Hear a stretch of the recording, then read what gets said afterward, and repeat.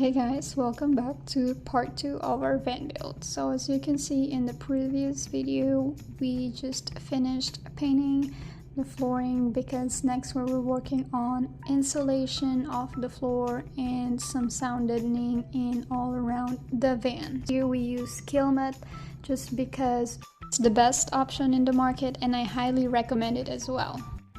Here I'm removing the hook in the van and there's like about 7 of them, and yep, this is unnecessary when we are installing the floor, and of course we want as much space as possible, so I also removed that one on top of the wheels. This is how we install the Kilmat, and I am kind of skeptical because after tons of research I realized that you don't really have to cover the whole entire van. I decided to do differently on the other side of the van so that I wouldn't be wasting materials that's not necessary. So with the help of our little friends here, we were able to finish, and yep, we're just doing the ceiling. I guess I gotta have to buy some more Kilmat since we ran out and place it in some empty spot.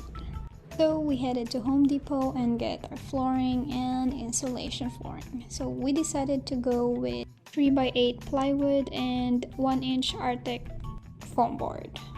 After 1 hour, we came back home and do the flooring, and you used this old flooring mat to traced everything out so we get the perfect size of the floor, and thankfully that made our job a bit easy.